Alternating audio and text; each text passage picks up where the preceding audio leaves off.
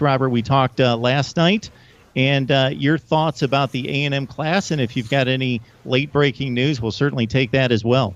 Yeah, so A&M, it's actually shaping up pretty well again this year with a class that right now is ranked number 9 in the country. So with 26 commits already and a few other guys on the line, they're looking good chance of having a top 10 class. The downside for A&M is the fact that in the country, they're still only number 5 in the SEC. And that's just kind of, you're in the Southeastern Conference and you're recruiting against Alabama's, the LSU's, Auburn's. There's going to be a lot of competition. And so you'd like to see them maybe getting up in the top 3 in the conference, but irregardless, is where A&M wants to be. Among those 26 commits, you've got 9 4-stars and you've got 17 3-star recruits, and already have 9 guys on campus. You're really seeing that as a growing trend in college football overall, with really pushing for early playing time. And so you have already taken classes already, and among those, 4 of A&M's top 5 recruits already on campus. That includes Kellen Mond, who's the highly touted quarterback from IMG Academy. Also, A&M's top in Jamon Osborne from IMG Academy as well as Hezekiah Jones, who are both 4-star guys who will really probably come in early and push for playing time. In addition, you've got a couple of linebackers that are there on campus early. Anthony Hines from Plano East, who's a 4-star or even a 5-star guy, depending on which rating site you're looking at, as well as who's A&M's 3rd commit from IMG this season. So hopefully maybe a pipeline developing there.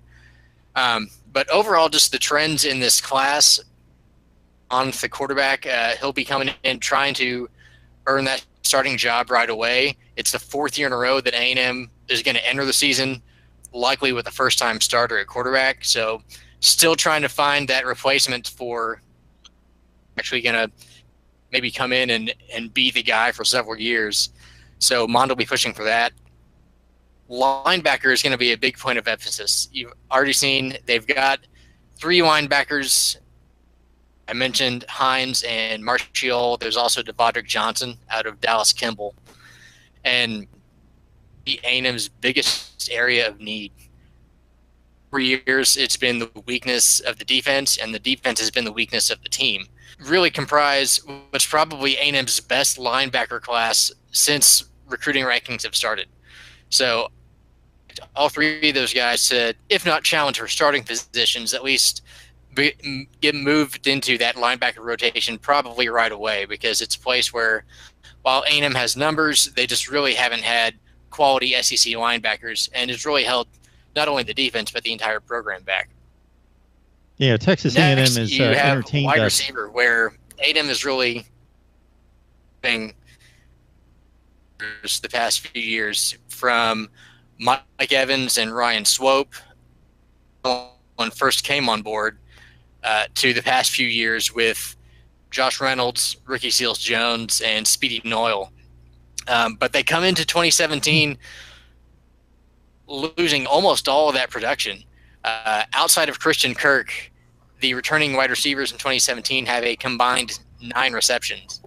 So there's a lot of room for guys to come in and make a contribution right away.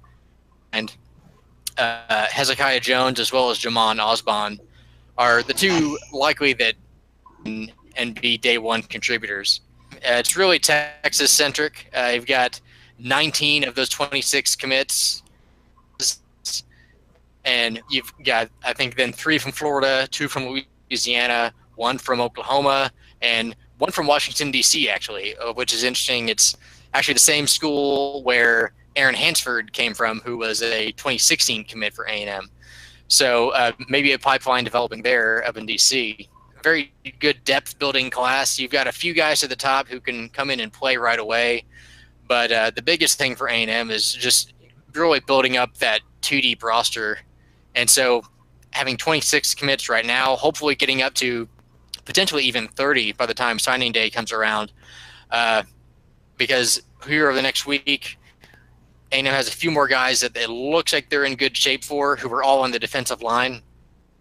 And biggest name there is Legarion Carson, who some issues with getting suspended from his high school team, was a longtime Texas commit until his scholarship was pulled last month.